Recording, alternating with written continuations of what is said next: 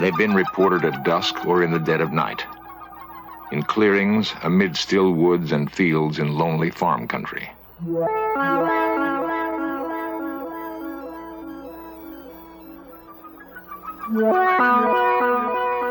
Sometimes they come in silence, sometimes with quiet thunder.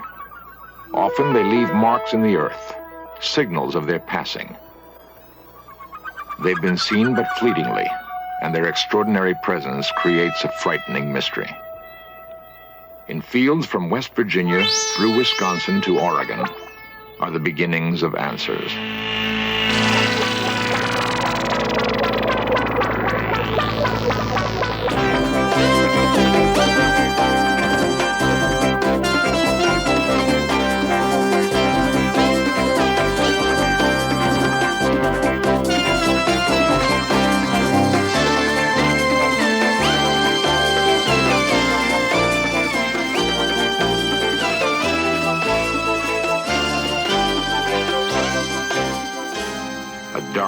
Of ground on a football field.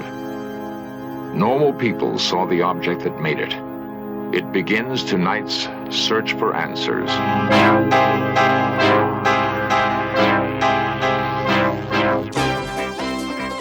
This series presents information based in part on theory and conjecture. The producer's purpose is to suggest some possible explanation, but not necessarily the only ones to the mysteries we will examine.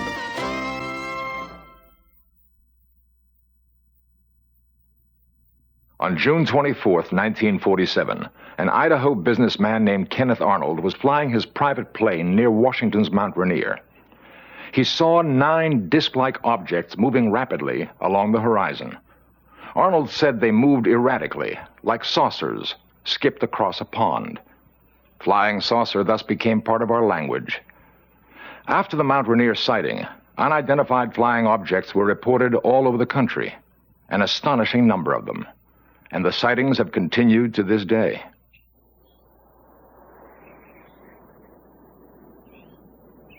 A chill morning in Mellon, Wisconsin. Quiet fields and quiet people. Yet something remarkable happened on the Mellontown Road. Something that would have seemed incredible if it hadn't happened to people as down to earth as the town of Mellon itself.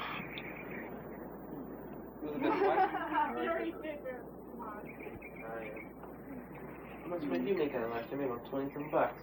I made about $5.60. Philip Baker works in a mill on the same job for more than 20 years. He's grown up here and passed on to his children a love for the land, a love for planting and harvesting his own crops, for cutting wood to warm the house in the long Wisconsin winters. He was an officer in his union once, but stepped down because it meant too much time away from his wife Shirley and their kids, Monty, Jeff, Jane, and John. Lazy good for nothing. The most important things to the Baker family are hard work and being together. They were together the most incredible night of their lives. It was March 13, 1975. I was carrying 2 cats. I was walking to the garage. And I got by this corner, right by the house here. And I looked, and there was this weird object, funny noises, and it was really bright, and I didn't know what I should do. So I was going back and forth, and finally I threw the cat in the garage. And then I ran to the house around the corner, and I couldn't get the door open. When I first saw it, I was standing approximately right here, but I couldn't get too good of a view of it because the brush and the trees are in the way. So then I went back into the house, and I got my coat on. My 2 youngest boys and Jane were following me. We went over here to get a better look at the object that was sitting on the road. And my curiosity still wanted me to get a better view of it. So we walked down. Of course, the ground was covered with snow. And my car was sitting here in the driveway. And of course, there were snowbanks on the side of the roads, and there's where I got my estimate of the size of the object, approximately 12 feet in diameter, also with the markings in the snow, and I would judge the object at the center of it was approximately 6 feet high. It was like a turtle.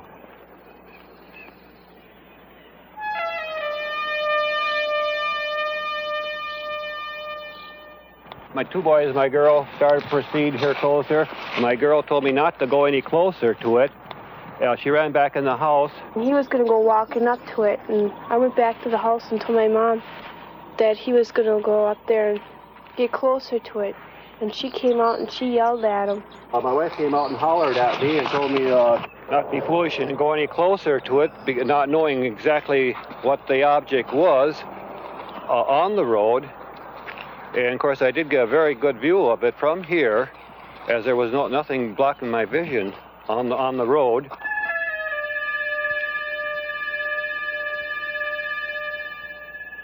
Montgomery was looking out the upstairs windows where he got his view of the object. And we went in the house and we called the deputy sheriff. And when the deputy said hello, it was a boom and it was gone. I went out and I couldn't see it anymore. The sheriff came and he saw nothing. That can be a pretty lonely feeling, to have witnessed something incredible and be unable to produce evidence. Loneliest of all, perhaps, for the Baker children. They would want to tell their story to friends at school. But who would believe them? Oh, Monty, my oldest boy, he was all upset. He told my other two boys, now don't say anything. Don't say anything to kids at school. We don't want nothing of this to get out. And, of course, Janie was in tears. She says, well, I know what I saw. She says, you trying to tell me I'm crazy or something? She says, I know what we saw. She says, don't try to tell me I didn't see anything, because she said, I know I saw it. And she was in tears and everything else that night. And, of course, the undersheriff, I apologized when he left me off here, because I thought, well, no, we didn't find anything. He'll think I'm a little off, too. And he said, no, don't forget, just forget about it. I said, well, okay, let's forget about it. No, I said, but don't tell anybody then. Matter of fact, I even mentioned him. I said, don't tell anybody. I said, just forget it then. Because I said, let's drop the whole story. Mellon has a newspaper, the Weekly Record. Editor Jasper Landry knows just about everybody in Mellon by first name. I've known Mr. Baker for about 30 years, and he and his family have been here a long time. And when this story broke on the UFOs, he asked me not to put it in the paper because of the anxiety his family was being put through by callers and curiosity seekers. And so I thought that I wouldn't. And he was very appreciative. I honored his wish to not have it printed. The story got around anyway, of this country lane where the Baker family saw something big and metallic with red and green lights. Something that was gone almost as soon as it came. I am George Ree, Mellon, Wisconsin. I am the undersheriff of Ashland County. On this night in question, I answered a complaint of Philip Baker, and I arrived at the site and I investigated it, and I firmly believe that the Baker family did see an object. Sheriff Ree had good reason to believe Baker's story. He may have arrived at the Baker house too late to see anything there. But when he left, a second call came to investigate reported lights in the sky. Ree and 7 deputies from 2 counties raced across country roads. Sheriff Ree would sight a bright object darting in the sky, call on his radio for another car to intercept it, and the object would dart away, sometimes to briefly join another hovering in the sky. One of Ree's deputies said the light given off by the objects was so intense he could read a newspaper by it. And when it passed over another patrol car, the police radio went dead. To this moment, no one knows what it was that George Ree and 7 county policemen chased that night in Wisconsin.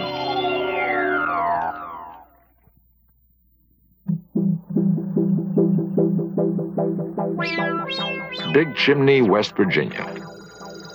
It has been suggested that the overwhelming percentage of UFO sightings occur in small towns and rural farmlands for good reasons. The view is less obstructed, for one thing. The residents are more likely to be looking up at the sky, more sensitive to the changing lights above. about 9:30 in the night. We were driving north on 119 towards Clendenin, and my wife saw some intensely bright lights in the sky, and she commented that this was the brightest airplane lights that she'd ever seen. I looked up, and there's this big diamond-shaped object with big flat ends set right above the treetops. Carroll Critchfield pursued his UFO to the spot where he saw it set down and found marks that could have been made by landing gear.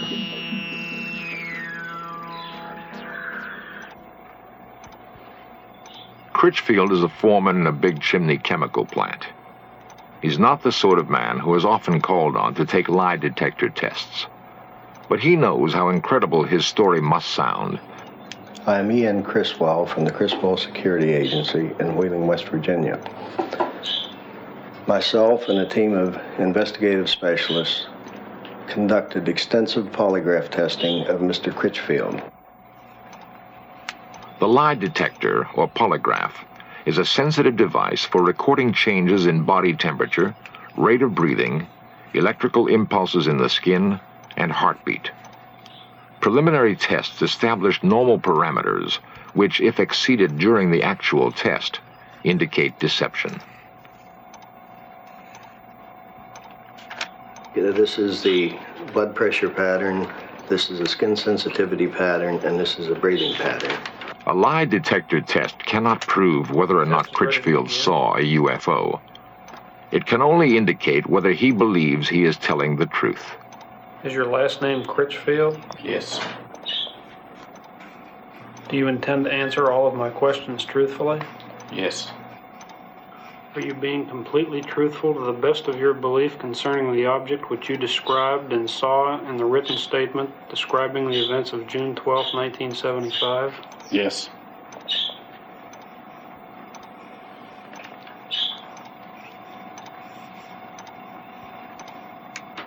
Are you being truthful when you say that in the first 35 years of your life you have never lied to a police officer? Yes. Are you being completely truthful when you say that you have no knowledge of how the burn spots and other evidence were created other than by the object described in your written statement? Yes.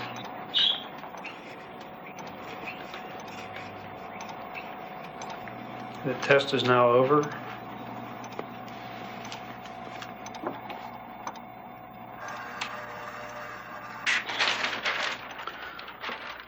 On the first question here concerning Mr. Critchfield's name, there was no reaction in any of the tracings.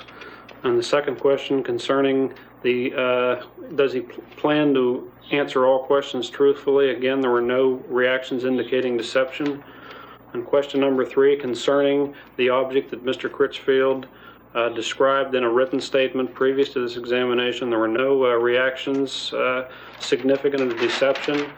On the question concerning the burn spots and the other evidence left by the object, there were no reactions indicative of deception. And it is our opinion that Mr. Critchfield has told the complete truth about all statements concerning the object he cited on June 12, 1975.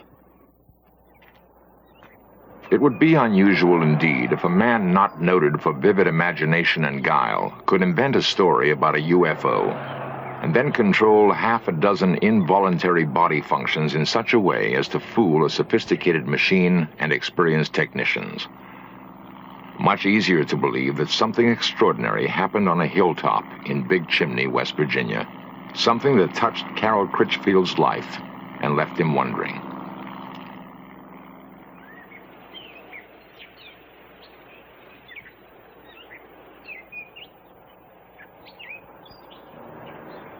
The pocket transit also can be used to Some men, like Ted Phillips, are dedicated to finding answers for the growing number of perplexed people who have had UFO experiences.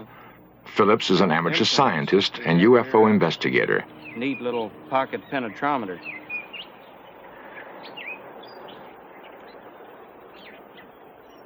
Phillips has taken soil samples at dozens of reported UFO landing sites.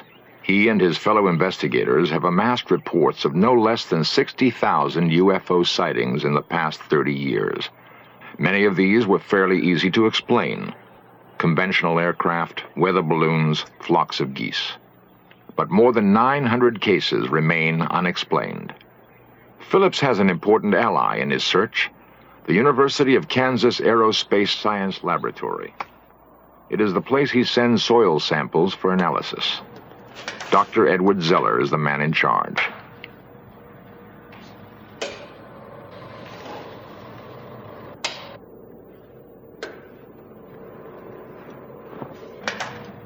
Zeller believes it would be unscientific to ignore UFO reports, and that the techniques of hard scientific analysis can be put to work finding answers. Medford, Minnesota. Medford provided Dr. Zeller with a test sample, and a remarkable story told by Janet Kay provides the background. On the night of November 2nd, 1975, I was sitting here doing my homework, and I looked out the window, and right above the blue building, I saw a UFO come down out of the sky. And it landed behind the building, and behind the building is a football field. It landed there. There were two other witnesses, Janet's mother, Helen, and her brother, Jerry. A lot of people in town saw it. I don't know how many people saw it and told us the next day that they saw this thing up in the sky. In the sky. As we pulled around the driveway here, I noticed up by the blue shed over there that there was something in the sky. So I pulled out of the driveway, and I said, turn down here, we can maybe get closer to it. So we just went over this way. And then you could just see it real good before the trees. It was definitely right there. And we just drove up here, and by that stop sign there, the railroad tracks, there's a fence across, so we couldn't go any further. And we just noticed it. It was just coming right in front of the trees, and we just stood here a minute till we saw it just glide over the top of the trees, and then it was gone. Well, a couple days later, after we saw the UFO go down, I saw a lot of people over here looking at something, so I came over here and I found this big brown spot on the football field where the grass had been burnt. As you can see, the blue building is right over there, and the burned spot is right here. And it's right in line with the window we saw the UFO come down from. Now, this happens to be the sample from the Medford site, number 2, which does show some strange luminescence properties. And so I'd want to make sure that the sample that I'm dealing with is not in itself radioactive. And I don't find that it is. I don't see any evidence of increased radioactivity. Yeah, at the time, it wasn't scary. It didn't frighten me when I looked out the window and I saw it. I didn't get scared or anything. But afterwards, when I realized that what I had seen was unexplainable, that's when it started to get scary. And then when they found the patch on the football field, well, that got a little worse. Furnace ready to be inserted here into the light chamber.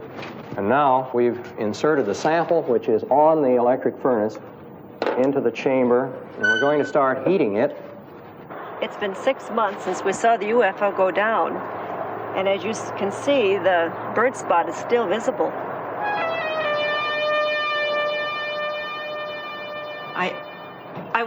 I just wish I knew what it was.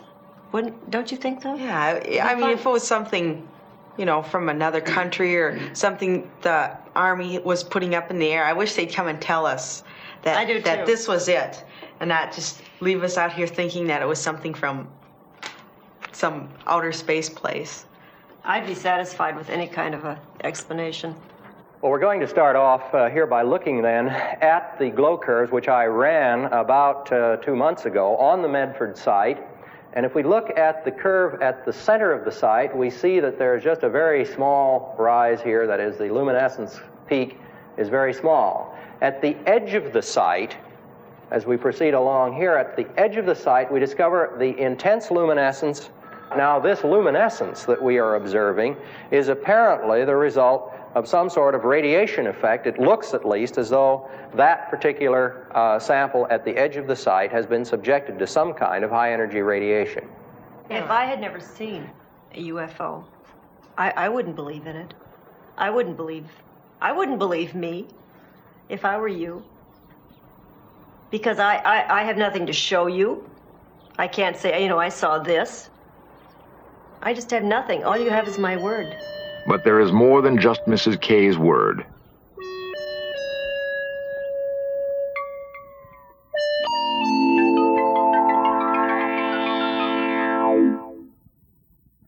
In a recent Gallup poll, 15 million Americans claim to have seen a UFO. 15 million. The same poll showed that 51% of the adult population is convinced that flying saucers are real. For those who haven't seen one, this is a recreation of what Carol Critchfield saw on a hilltop in Big Chimney, West Virginia.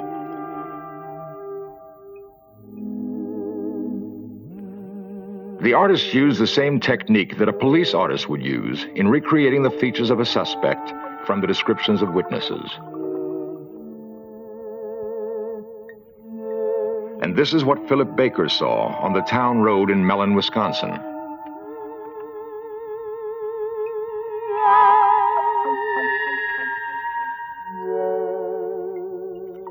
Helen Kay and her children saw this object land on a football field in Medford, Minnesota.